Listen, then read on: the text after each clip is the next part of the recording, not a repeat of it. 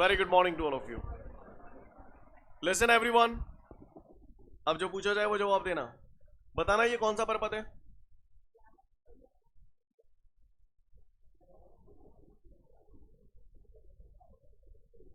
बोलो भैया। शुद्ध ओमीय पर्वत भी बोल सकता हूं या शुद्ध प्रतिरोध पर्वत। क्लियर? चलो आ जाओ, जी वाला बताना।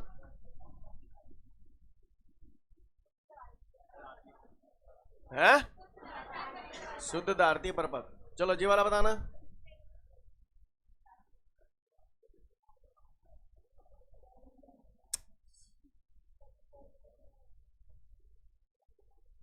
शुद्ध प्रेरकत्व पर्वत। और ये बताओ।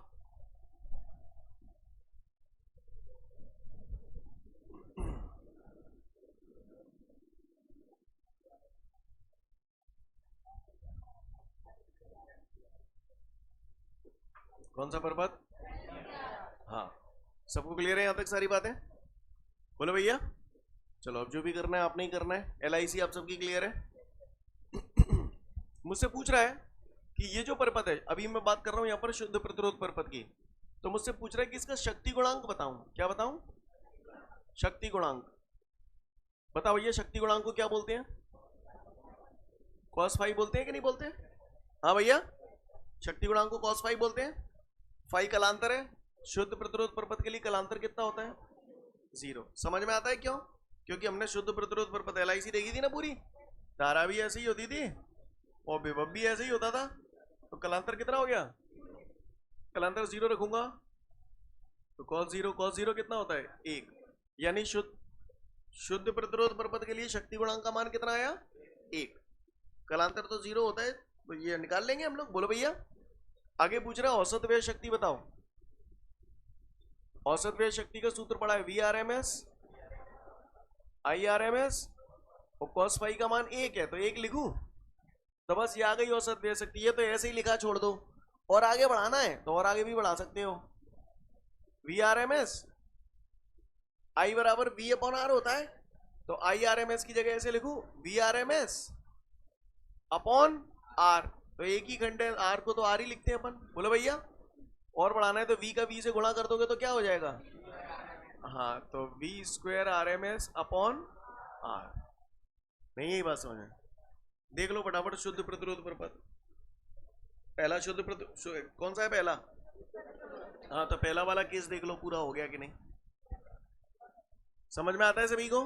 इकट्ठे करा दूं एक ही शॉट में, फिर इकट्ठे पढ़ेंगे, है ना? समझ में आ रहे होंगे वैसे, ऐसा कुछ तो बनाने यार। चलो आ जाओ शुद्ध धारती पर्वत। चलो बताओ भैया, इसका शक्ति गुणांक पूछ रहा है। शक्ति गुणांक cos फाइव तो होता है, फाइव कितना है इसके लिए? 90। क्यों है समझ में आ रहा है? क्योंकि LIC अपन ने पढ़ी थी, I ऐसे होता है, C ऐसे होता है, तो कलांतर 90 डिग्री हो गया। फाइव 90 रखूंगा तो cos 90 डायरेक्ट लिख दूं 0। बोलो भैया। चलो औसत व्यय शक्ति बताओ। अब मैं ना सॉल्व कर रहा हूं, cos फाइव का मान पूरा 0 आ गया तो शक्ति औसत व्यय शक्ति का सूत्र क्या होता है? VRMS IRMS cos फाइव की जगह 0 या फिर cos फाइव की जगह 90 लिख दो, तो बात एक ही है, चाहे जैसे कर लो। तो 0 लिख दो डायरेक्ट। 0 का इस पूरे से गुणा होगा। औसत व्यय शक्ति कितनी आ गई? चूंकि शुद्ध धारती पर्वत में औसत व्यय शक्ति 0 आ गई, तो इसका मतलब इसमें बहने वाली धारा वाटहीन धारा। समझ में ही नहीं आई होगी। बोले भैया। सीन क्लियर है सभी को? बोलो ना, आ जाओ। शुद्ध प्रेरकत्व पर्वत बताओ भैया। शक्ति गुणांक नहीं बोलोगे? cos फाइव कितना? 90। क्यों? LIC LI। समझ गए? फाइव 90 रखोगे, cos 90। औसत व्यय शक्ति बताओ। VRMS IRMS सेम कहानी है जाएगी, डायरेक्ट 0 लिख दूं, शक्ति 0 आ गई, इसका मतलब वाटहीन धारा। यहां तक क्लियर है? पहले 3 केस देख लो, फिर मैं इस पे आऊंगा, ठीक है ना?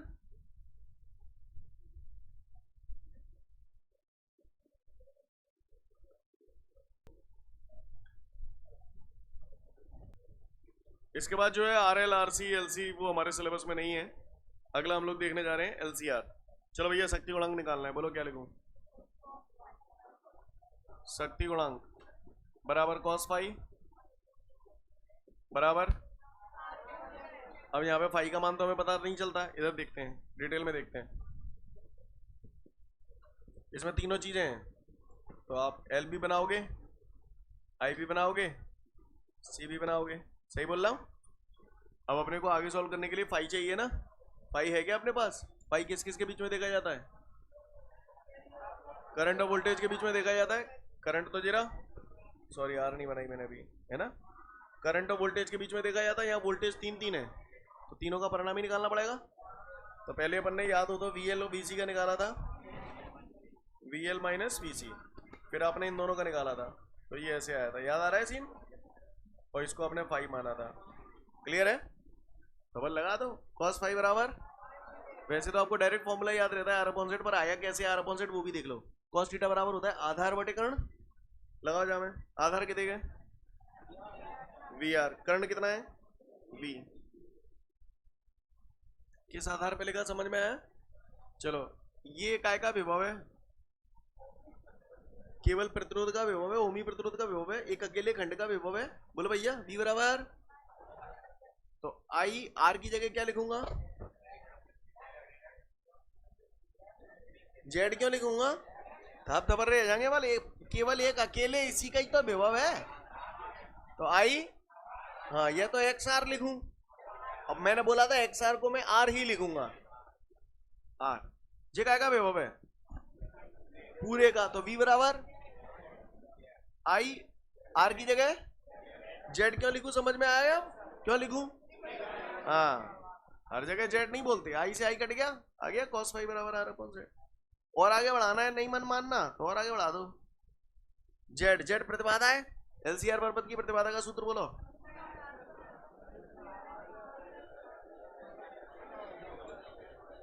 समझ गए? सीन क्लियर है? अब आपको ये भी समझ में आ गया होगा cos फाई का सूत्र जो हम लोग याद करते हैं, R अपॉन Z कैसे आया। बोले भैया, चलो औसत व्यय शक्ति पूछ रहा है, तो VRMS IRMS cos phi. Scene clear है? तो VRMS IRMS cos फाई की जगह R अपॉन Z लिख दूं? बोलो भैया, या डायरेक्ट ये भी लिख सकता हूं, कुछ भी कर सकता हूं, क्या लिखूं बोलो? R अपॉन Z, ठीक है। और Z का मान लिख के, Z का लिख सकते हो √R square plus XL minus XC का होल स्क्वायर। यहाँ छोड़ दोगे तो भी 100% करेक्ट है, कोई घबराने वाली बात नहीं है। कुछ लोग और आगे बढ़ा देते हैं, तो बढ़ाने को तो चाहे जहां तक बढ़ाते रहो, समझ जानो। VRMS I बराबर V अपॉन R, जैसे यहाँ लगाया था आपने I बराबर V अपॉन R, वैसे यहाँ IRMS बराबर क्या लिखूं? अब पूरे परपथ की बात कर रहा हूं, ये किसी एक खंड का तो है नहीं। IRMS की जगह क्या लिखूंगा फिर? VRMS अपॉन क्या? Z, समझ गए? और ये R अपॉन Z पहले थे ही। क्लियर? तो ये हो गया हमारा, यहाँ पर लिख रहा हूं मैं, औसत व्यय शक्ति बेटा आपकी आ गई VRMS into VRMS, V square RMS बचा R upon Z, Z square बचा, तो Z पे आता है √R, लिख देता हूं, √R square plus XL minus XC का होल स्क्वायर। ये Z है, और Z का अपना क्या आ रहा है? स्क्वायर, तो स्क्वायर थे √ नहीं कट जाएगी? काट दूं, यहीं काट दूं, तो स्क्वायर थे जी, मैंने √ काट दी। नहीं, यही बात समझ में? बोलो भैया, बात समझ में आई सभी को? है? तो देख लो फटाफट LCR परपथ, फिर आगे बढ़ेंगे। उम्मीद करता हूं यहां तक समझ में आ गया सभी को। इसके बाद हमारे सामने अगला प्रश्न है, चौक कुंडली से आप क्या समझते हैं? ठीक है, कौन सी कुंडली? चौक कुंडली। पूरा एक शॉट में खत्म कर रहा हूं मैं सीधा। किसी ने पूछा चौक कुंडली से आप क्या समझते हैं, तो भैया किसी भी विद्युत परपथ में धारा के मान को नियंत्रित करने के लिए, क्लियर, और धारा के मान को नियंत्रित क्यों किया जाता है? जिससे उसमें औसत व्यय शक्ति कितनी हो जाए? शून्य हो जाए। हालांकि शून्य करना पॉसिबल नहीं है, पर हम ये चाहेंगे कि औसत व्यय शक्ति कम से कम हो जाए, है ना। तो ऐसा करने के लिए हम एक उच्च प्रेरकत्व, प्रेरकत्व को हम लोग अक्षर L से प्रदर्शित करते हैं, उच्च प्रेरकत्व और नगण्य प्रतिरोध की एक कुंडली का इस्तेमाल करते हैं। ये बिल्कुल घोट के भी जाना। कोई पूछे चौक कुंडली क्या होती है, तो चौक कुंडली उच्च प्रेरकत्व और नगण्य प्रतिरोध की एक कुंडली होती है। क्लियर है? जो किसी विद्युत परिपथ में धारा के मान को नियंत्रित करने के लिए इस्तेमाल की जाती है। क्लियर है? चौक कुंडली में बहने वाली धारा को हम लोग यूजुअली वाटहीन धारा कहते हैं। क्या सी धारा कहते हैं? इसको समझिएगा, हमने उच्च प्रेरकत्व और नगण्य प्रतिरोध क्यों लिया है। क्लियर? आप पहले थोड़ा रफ काम करेंगे, फिर चौक कुंडली पे आएंगे। उच्च प्रेरकत्व आपने पढ़ा होगा पिछले चैप्टर में, धारावाही परिनलिका का स्वप्रेरकत्व। कोई मुझे बता सकता है परिनलिका के स्वप्रेरकत्व का सूत्र क्या है? सब मैं ही लिखूं? तुम देख देख के पढ़ोगे बस। μ0 n² A/L, ये परिनलिका के स्वप्रेरकत्व का सूत्र है। ये पिछले चैप्टर में पढ़ा था आपने। अगर मुझे स्वप्रेरकत्व उच्च चाहिए, उच्च प्रेरकत्व चाहिए, तो कुंडली के अंदर फेरों की संख्या, तो L ज्यादा से ज्यादा तभी होगा जब फेरों की संख्या ज्यादा से ज्यादा हो। क्लियर है? जो बोल रहा हूं आपको समझ में आ रहा है? अच्छा, हमने प्रतिरोध का सूत्र पढ़ा था पुराने चैप्टरों में, R-ρ-L-A। क्या संबंध है? R बराबर ρ है ना? मुझे प्रतिरोध कैसा चाहिए? कम चाहिए या ज्यादा चाहिए? अगर प्रतिरोध मुझे कम चाहिए तो ये कौन है? ये काय का क्षेत्रफल है। जैसे मान के चलिए ये चालक है, तो इसमें अनुप्रस्थ काट का क्षेत्रफल कौन सा है? ये। तो अगर मुझे प्रतिरोध कम चाहिए तो अनुप्रस्थ काट का क्षेत्रफल ज्यादा होना चाहिए। अनुप्रस्थ काट का क्षेत्रफल ज्यादा कब होगा? जब ये तार मोटा होगा। अनुप्रस्थ काट का क्षेत्रफल ज्यादा होने का मतलब क्या हुआ? तार मोटा होना। नहीं, यही बात समझ में? यानी आपको अगर प्रतिरोध कम चाहिए तो तार कैसा लेना पड़ेगा? मोटा तार। बात समझ में आ रही है सभी को? लिसन एवरीवन, जो बोला पल्ले पड़ा, किसी को कोई दिक्कत? अब गौर से सुनिएगा। तो यहां पर आपको यह बात समझ में आ गई कि अगर मुझे प्रेरकत्व उच्च चाहिए तो फेरों की संख्या ज्यादा होनी चाहिए।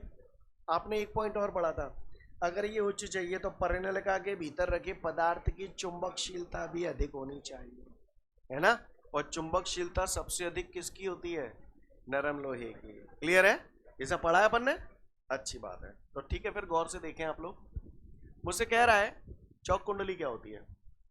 तो चौक कुंडली उच्च प्रेरकत्व और नगण्य प्रतिरोध की एक कुंडली होती है। क्लियर है? इसको हम लोग क्या करते क्या है?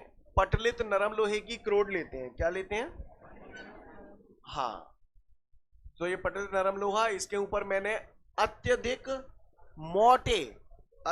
मोटे तांबे के तार के बहुत ज्यादा फेरे लपेटे हैं। समझ गए? अब बहुत ज्यादा फेरे क्यों बोल रहा हूं, ये बात समझ में आई? ये मैंने बहुत ज्यादा फेरे क्यों बोले हैं ये बताओ? तभी तो प्रेरकत्व तो ज्यादा होगा। मोटे तांबे के तार क्यों बोले हैं? हैं जी? हाँ, क्लियर है? मोटे तांबे के तार इसलिए बोले जिससे प्रतिरोध कम होगा। ये मैंने तार लपेटा है। कैसा तार है? मोटा तार है। फेरे कितने हैं? बहुत ज्यादा फेरे लपेटे हैं। समझ गए? तार के दोनों सिरों के बीच में प्रत्यावर्ती धारा का एक स्रोत लगा दिया। यहाँ पर मैंने उठा के ये बल्ब लगा दिया। नहीं आई मेरी बात समझ में? इसको हम लोग बोलते हैं चौक कुंडली। क्लियर? कोई पूछे चौक कुंडली क्या होती है, तो किसी भी विद्युत परिपथ में उच्च प्रेरकत्व और नगण्य प्रतिरोध की एक कुंडली जो इस्तेमाल की जाती है उसे चौक कुंडली कहते हैं। ये किसी विद्युत परिपथ में धारा के मान को नियंत्रित करने के लिए इस्तेमाल की जाती है। क्लियर? इसके इस्तेमाल करने से परिपथ में औसत व्यय शक्ति काफी कम हो जाती है, लगभग 0 के बराबर हो जाती है। कैसे हो जाती है वो मैं आपको बताता हूं, गौर से सुनिएगा। एक बात बताओ, इसमें मैं प्रतिरोध और प्रेरकत्व की बात कर रहा हूं, यानी कहीं ना कहीं ये आरएल परिपथ है। कौन सा परिपथ है? भले ही आरएल परिपथ हमारे सिलेबस में नहीं है, पर आरएल परिपथ है ये। औसत व्यय शक्ति का सूत्र पढ़ा था, VRMS IRMS cos पाई। यहां तक बात समझ में आ रही है सभी को?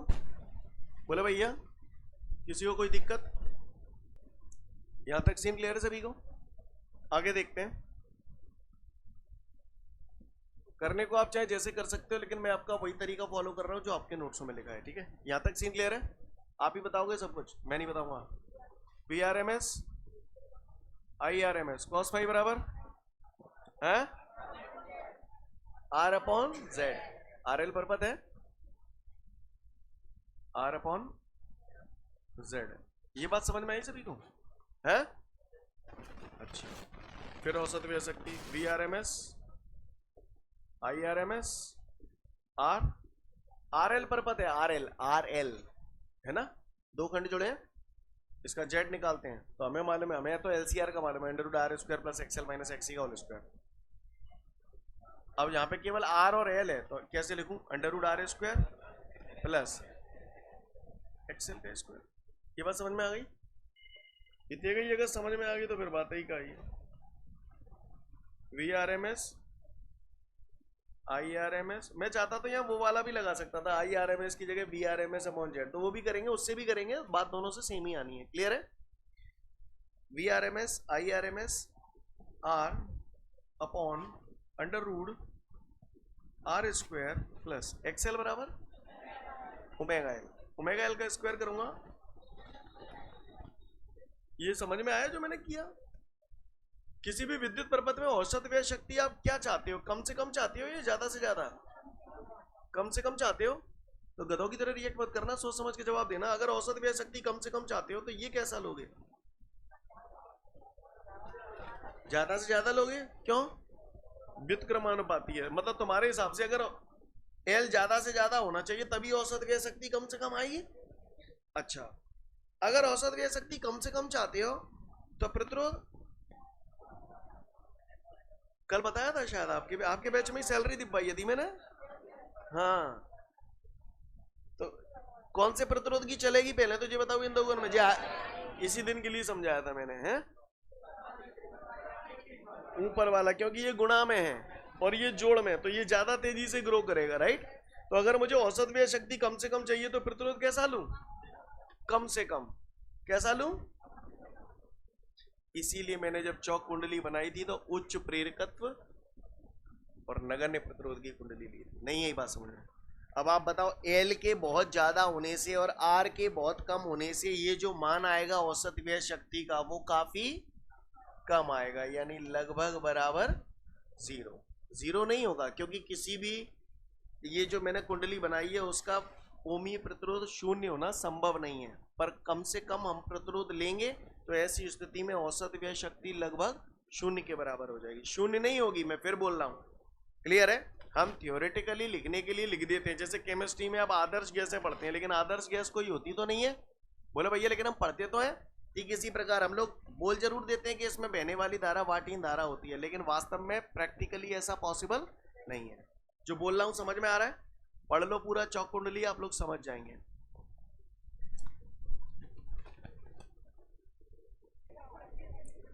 Very good morning to all of you. Well, इससे पिछले वीडियो में हम लोगों ने purely resistive circuit, purely capacitive circuit, purely inductive circuit, LCR circuit, सभी के लिए हम लोगों ने पावर फैक्टर निकाला था और एवरेज पावर कंज्यूम निकाला था। मैं उम्मीद करता हूं हम लोगों को क्लियर है। क्लियर? आज हम लोगों के सामने जो अगला क्वेश्चन है वो कह रहा है चॉक कॉइल बताएं, चॉक कॉइल क्या होती है ना? तो इससे पहले कि मैं चॉक कॉइल की शुरुआत करूं, एक ही शॉट में हम लोग पूरा खत्म करेंगे, तो चॉक कॉइल सुन ले, चॉक कॉइल होती क्या है। लेकिन चॉक कॉइल को समझने के लिए कुछ एक चीज़ों का आना हमको बहुत ज़रूरी है, ठीक है? चॉक कॉइल पे हम लोग 10 मिनट बाद आएंगे, लेकिन चॉक कॉइल को समझने के लिए कुछ एक चीज़ें जो हम पहले पढ़ते हुए आए हैं वो सब हमको क्लियर होना चाहिए। क्लियर? तो हमने चैप्टर नंबर 6 पढ़ा था, है ना? चॉक कॉइल अगर कोई पूछे होता क्या है, व्हाट इज चॉक कॉइल, तो भैया चॉक कॉइल एक ऐसी कॉइल है जिसका सेल्फ इंडक्टेंस बहुत ज्यादा होता है और रेजिस्टेंस बहुत कम होता है। कोई पूछे चॉक कॉइल क्या है, the coil of high inductance and low resistance is called choke coil. Again I repeat, the coil of high inductance and low resistance is called choke coil. अब इस पूरी दास्तां को समझने के लिए बहुत सारी चीजें हम लोगों को आनी चाहिए, तो जो चीजें मैं आपसे पूछ रहा हूं आप बताना। हम लोगों ने पढ़ा था पिछले चैप्टर में self inductance of the solenoid पढ़ा था, याद है? Self inductance of the solenoid का फॉर्मूला पढ़ा था हमने, L is equal to mu 0 n square A upon L। सुना है आपने? बोले भैया, self inductance of the solenoid का जो रिलेशन हम लोगों ने पढ़ा था, that was L is equal to mu 0 n square A upon L। This is the relation. अगर मैं L मुझे ज्यादा से ज्यादा चाहिए, सेल्फ इंडक्टेंस अगर मुझे ज्यादा से ज्यादा चाहिए, तो नंबर ऑफ टर्न कैसे होनी चाहिए? ज्यादा से ज्यादा होनी चाहिए, क्योंकि डायरेक्टली प्रोपोर्शनल है। इंडक्टेंस ज्यादा से ज्यादा तभी होगा जब नंबर ऑफ टर्न ज्यादा से ज्यादा होंगे। जो बोला पल्ले पड़ा, बोलो भैया। दूसरा आपने बोला था कि सर अगर ये ज्यादा से ज्यादा होना चाहिए तो इस फैक्टर जब मैंने पढ़ाए थे, explain the various factors which is affecting the self inductance of the solenoid. तो एक तो आपने बोला था नंबर ऑफ टर्न, एक पॉइंट आपने वहां पर ये बोला था, बाकी के तो सब बोले ही थे, इसकी बात कर रहा हूं। तो आपने बोला था magnetic permeability of the substance which is placed inside the solenoid. Yes और नो? यानी मैग्नेटिक परमिएबिलिटी ज्यादा होनी चाहिए तभी सेल्फ इंडक्टेंस ज्यादा होगा। और मैग्नेटिक परमिएबिलिटी सबसे ज्यादा किसकी होती है? किसके अंदर सबसे ज्यादा क्वालिटी होती है इजीली मैग्नेटाइज और डीमैग्नेटाइज होने की? Soft iron. तो मैग्नेटिक परमिएबिलिटी ज्यादा होनी चाहिए, इसका मतलब क्या चीज होनी चाहिए? Soft iron. यानी अगर आप सॉफ्ट आयरन लेंगे तो L की वैल्यू ज्यादा होगी या कम? नंबर ऑफ टर्न ज्यादा लेंगे तो L की वैल्यू ज्यादा होगी या कम? ज्यादा। ठीक है। रेजिस्टेंस की बात करें तो हमने रेजिस्टेंस का एक फॉर्मूला पढ़ा था बचपन में, R बराबर रो एल अपॉन ए पढ़ा था है? रेजिस्टेंस का जो फॉर्मूला पढ़ा था हमने, R बराबर रो एल अपॉन ए, इसमें L length of the conductor हुआ करता था। ये क्या है? Area of cross section. मुझे रेजिस्टेंस अगर कम चाहिए तो आप बताओ, कम रेजिस्टेंस के लिए area of cross section, area of cross section इसमें कौन सा होता है? ये होता है। एरिया ऑफ क्रॉस सेक्शन ज्यादा होने का मतलब ये वायर कैसा चाहिए? मोटा वायर चाहिए। यानी अगर आप रेजिस्टेंस कम चाहते हैं तो आपकी रिक्वायरमेंट ये है कि वायर मोटा होना चाहिए। यानी कैसा वायर होना चाहिए? थिक वायर होना चाहिए। जो बोल रहा हूं समझ में आ रहा है? अगर मैं थिक वायर लूंगा तो रेजिस्टेंस कम होगा। यस और नो? अच्छी बात है। मेरी अगली बात, जितना आप लोग पढ़ लिख गए हैं उसके आधार पर मैं आपको एक सैलरी ऑफर कर रहा हूं। आप जॉब करना चाहते हो तो बता देना। आपकी जो सैलरी होगी 3 लाख रुपीस पर मंथ। कितनी सैलरी है आपकी? 3 लाख रुपीस पर मंथ। और इसमें कंडीशन भी है, हर एक महीने करने के बाद आपकी सैलरी में 1 लाख जुड़ते जाएंगे या 2 लाख जुड़ते जाएंगे। पहला 1 महीना कवर कर लिया आपने तो उसके बाद आपकी सैलरी कितनी हो जाएगी? है 5 लाख। फिर अगला एक और कवर कर लिया। हाँ, ऐसे समझ में आ रही है बात? दूसरा ऑप्शन भी दे रहा हूं, अगर वो चाहिए तो वो ले लेना। उसमें आपकी सैलरी 2 लाख रुपए पर मंथ रहेगी। क्लियर? उसमें आपकी सैलरी 2 लाख रुपए पर मंथ रहेगी, लेकिन हर महीना कंप्लीट करने के बाद आपकी सैलरी में 2 लाख रुपए का मल्टीप्लाई हो जाएगा। तो आप कौन सा वाला ऑप्शन पसंद करेंगे? ये वाला, ये वाला ऑप्शन पसंद करेंगे? आप ये देखो ना, 3 लाख रुपए महीना है, जहां में तो 2 लाख रुपए महीना है, तो 2 लाख जब में तो बढ़ रहे हैं। अच्छा, मल्टीप्लाई में बढ़ रहे हैं, तो मतलब काय मल्टीप्लाई में ज्यादा तेजी से ग्रोथ होगी काय है? मतलब ये वाली ग्रोथ ज्यादा फास्ट होगी एज कंपेयर टू ये वाली ग्रोथ। सही बोला? जो बोल रहा हूं समझ में आ रहा है? ठीक है, तो गौर से सुनिएगा। क्या हो गया भैया? पानी पिलाओ भाई को। कोई तकलीफ है? Listen everyone. तो यहां तक बात समझ में आ रही है सभी को? फिर से बोल रहा हूं, किसी ने पूछा चॉक कॉइल क्या होती है? The coil of high inductance and low resistance is called choke coil. अब इसको समझते हैं। इसमें मैं आर की बात कर रहा हूं और एल की बात कर रहा हूं, तो यानी कहीं ना कहीं it's a kind of RL circuit. बोले भैया, मैंने एवरेज पावर कंज्यूम का फॉर्मूला पढ़ा था कल, ओए जो भी है, पहले ही बोल रहा हूं साइलेंट मोड में बैठ जाए वरना दिक्कत हो जाएगी, ठीक है। एवरेज पावर कंज्यूम का फॉर्मूला पढ़ा था हमने, V R M S I R M S cos phi, clear. ये फॉर्मूला हमने एवरेज पावर कंजम्पशन का पढ़ा हुआ है। एवरेज पावर कंज्यूम की आगे बात करूं तो V R M S I बराबर वी अपॉन आर होता है, तो आई आर एम एस की जगह मैंने लिखा V R M S upon R की जगह क्या लिखूंगा, जेड, क्योंकि आर एल सर्किट है, दो कंपोनेंट है तो रिजल्टेंट रेजिस्टेंस उसका क्या होगा, इंपीडेंस जेड। कॉस फाई बराबर आर अपॉन जेड, बोलो भैया सही जा रहा हूं। V R M S into V R M S, V R M S का square into R upon Z into Z, Z square. तो एवरेज पावर हमारी हो जाएगी वी आर एम एस का स्क्वायर इंटू आर, जेड बराबर हमने पढ़ा था एलसीआर सर्किट के लिए, हमने पढ़ा था under root R square plus XL minus XC का होल स्क्वायर। मैं लिख रहा हूं जेड की जगह under root R square plus XL minus XC का होल स्क्वायर, ये मैंने पढ़ा था, यस और नो। लेकिन चूंकि मुझे यहाँ पर आरएल सर्किट की बात करनी है तो इसमें कौन सी चीज जिसका कोई मतलब नहीं है, एक्सी का कोई मतलब नहीं है, तो एक्सी हट जाएगा तो क्या बचेगा यहाँ पर R square plus XL square. तो मैं ऐसे ही लिख दूं इसको, तो ये मैंने हटा दिया इसको यहां से, R square plus XL square. यहां तक सीन क्लियर है। और जेड का हमें करना है स्क्वायर, ये स्क्वायर कर दिया, कोई दिक्कत, स्क्वायर से रूट कैंसिल हो जाएगा। तो एवरेज पावर हमारी आ गई वी आर एम एस का square into R upon R square plus XL बराबर ओमेगा एल। तो एक्सएल का फॉर्मूला ओमेगा एल होता है, स्क्वायर है तो ऐसे लिख दूं ओमेगा स्क्वायर एल स्क्वायर। बोलो भैया ये एवरेज पावर कंज्यूम्ड आ गई। हम अपने घरों में क्या चाहेंगे, एवरेज पावर कंजम्पशन जो हो कम से कम हो या ज्यादा से ज्यादा हो, कम से कम हो। अगर आप एवरेज पावर कंजम्पशन कम से कम चाहते हैं तो एल की वैल्यू कैसी लेना चाहेंगे, अगर ये कम से कम चाहते हैं तो एल कैसा लेना चाहेंगे, एल आप ज्यादा से ज्यादा चाहेंगे, सही बोल रहा हूं, तभी तो एवरेज पावर कंजम्पशन हमारा कम से कम आएगा। अच्छा अगर आप एवरेज पावर कंजम्पशन कम से कम, आपने बोला कम से कम चाहते हैं, तो आप आर कैसा लेंगे, लेकिन आर तो यहां भी है, आर तो दोनों ही तरफ है, यहां भी है यहां भी है, यहां ऐड हो रहा है यहां मल्टीप्लाई हो रहा है। कौन सा वाला आर ज्यादा इफेक्टिव होगा, ऊपर वाला आर ज्यादा इफेक्टिव होगा, ये रामायण इसीलिए समझा रहा था यहां पर, क्लियर है। ये आर मल्टीप्लाई में है, ये वाला आर एडिशन में है, तो ये वाला आर ज्यादा इफेक्टिव होगा।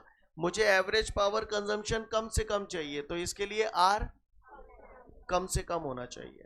बोलो भैया यस और नो, क्योंकि ये और ये डायरेक्टली प्रोपोर्शनल है। अगर एवरेज पावर कम से कम चाहिए तो आर कम से कम होना चाहिए। समझ में आ रही है बात। तो अगर एल बहुत ज्यादा है और आर बहुत कम है, तो ऐसी सिचुएशन में ये जो एवरेज पावर कंजम्पशन आएगा वो अप्रोक्सीमेटली इक्वल टू 0 बोल सकता हूं। बोलो भैया। और जब एवरेज पावर कंजम्पशन 0 आ गई, पावर 0 आ गई, पावर की यूनिट वाट होती है, किसी भी सर्किट में अगर एवरेज पावर कंजम्पशन 0 आ जाता है तो ऐसे सर्किट में बहने वाले करंट को कौन सा करंट बोलते हैं, वॉटलेस करंट। कौन सा करंट बोलते हैं, वॉटलेस करंट। जो बोल रहा हूं समझ में आ रहा है। अब बात आते हैं चॉक कॉइल। चॉक कॉइल होती क्या है, अब सुने। कोई पूछे चॉक कॉइल क्या होती है, the coil of high inductance and low resistance is called choke coil. Clear, the coil of high inductance and low resistance is called choke coil. अब high inductance and low resistance क्यों लिया, समझ में आया। क्योंकि हाई इंडक्टेंस और low resistance लेने से उसका एवरेज पावर कंजम्पशन 0 हो जाता है। क्लियर। किसी भी सर्किट में करंट को कंट्रोल करने के लिए हम लोग high inductance and low resistance की एक कॉइल यूज करते हैं जिसे चॉक कॉइल कहते हैं। क्लियर। इसका यूज किसी भी सर्किट में करंट को कंट्रोल करने के लिए किया जाता है, जिससे इस चॉक कॉइल की हेल्प से किसी भी सर्किट में एवरेज पावर कंजम्पशन जो हो जाता है वो काफी हद तक कम हो जाता है। थ्योरेटिकली अगर हम लिखित तौर पर, प्रैक्टिकली तो ऐसा पॉसिबल नहीं है, लेकिन थ्योरेटिकली अगर हम बात करें तो इसमें एवरेज पावर लगभग बराबर 0 हो जाती है। इसीलिए हम लोग इस कॉइल में बहने वाले करंट को वॉटलेस करंट बोलते हैं। चॉक कॉइल बनाई कैसे जाती है ये ध्यान दें। लैमिनेटेड सॉफ्ट आयरन कोर ले ली, अब ये सॉफ्ट आयरन कोर मैंने क्यों लिए, क्योंकि सॉफ्ट आयरन होगा तो उसका इंडक्टेंस ज्यादा होगा, आपको इंडक्टेंस ज्यादा चाहिए ना, बोले भैया। सॉफ्ट आयरन कोर ले ली, इसके ऊपर मैंने large number of turn, large number of turn क्यों बोल रहा हूं, लार्ज नंबर ऑफ टर्न होंगे तो सेल्फ इंडक्टेंस ज्यादा होगा। और मैंने इस पे फिर से बोल रहा हूं, large number of turn thick copper wire लपेटा है। अब मैंने थिक क्यों बोला है, ये वो कीवर्ड है जो सामने वाला अगर आप चौक कोई लिखोगे तो वो चेक करेगा, वायर ही लिखा है आपने या थिक कॉपर वायर लिखा है। तो थिक क्यों बोल रहा हूं समझ में आ रहा है, थिक वायर लेने से क्या हो गया, रेजिस्टेंस कम से कम हो जाएगा, ये वाली कंडीशन फुलफिल हो जाएगी। बात समझ में आ रही है सभी को। तो कोई पूछे कि चौक कॉइल कैसे बनाते हैं, तो मैं फिर से बोल रहा हूँ, लेमिनेटेड सॉफ्ट आयरन कोर है, उस पर हमने large number of turn off thick copper wire लपेट दिया है, वायर के दोनों एंड्स के बीच में उठा के मैंने ये अल्टरनेटिंग सोर्स लगा दिया और ये बल्ब लगा दिया, तो इस लोड रेजिस्टेंस क्लियर। इस तरीके से ये जो डिवाइस बनता है इसको हम लोग बोलते हैं चौक कॉइल। क्या बोलते हैं, चौक कॉइल, क्लियर। ये एक ऐसी कॉइल है जिसमें हमने इंडक्टेंस कैसा लिया है, ज्यादा, और रेजिस्टेंस कैसा लिया है, कम। काय के लिए लिया है ऐसा, जिससे एवरेज पावर कंजम्पशन जीरो आ जाए। High inductance low resistance, high inductance यानी एल की बात कर रहा हूँ, लो रेजिस्टेंस यानी आर की बात कर रहा हूँ, यानी आरएल सर्किट की बात कर रहा हूँ। आरएल सर्किट में एवरेज पावर कंजम्पशन का फॉर्मूला ये मैंने निकाला है, क्लियर। मैं एवरेज पावर कम से कम चाहता हूँ तो इसके लिए जरूरी है कि रेजिस्टेंस कम से कम होना चाहिए और एल ज्यादा से ज्यादा होना चाहिए। सीन क्लियर है, बात समझ में आ रही है सभी को। इसका यूज सर्किट में करंट को कंट्रोल करने के लिए किया जाता है, क्लियर है। चौक कॉइल की बजाय अगर आप हाई रेजिस्टेंस लेंगे तो ऐसी सिचुएशन में पावर कंजम्पशन ज़्यादा होगा, उसकी बजाय अगर आप चौक कॉइल प्रेफर करेंगे तो ऐसी सिचुएशन में जो एवरेज पावर कंजम्पशन होता है वो काफ़ी हद तक कम हो जाता है। बात समझ में आ रही है। जीरो करना पॉसिबल नहीं है क्योंकि हर वायर का अपना कुछ ना कुछ रेजिस्टेंस होता है, किसी भी वायर का रेजिस्टेंस जीरो होना पॉसिबल नहीं है। बात समझ में आ रही है। पूरा चौक कॉइल पढ़ लें, आप लोग समझ जाएंगे। Take your time. ठीक है, तो फिर आज के लिए पर्याप्त, नेक्स्ट वीडियो में फिर मिलते हैं। जय हिंद।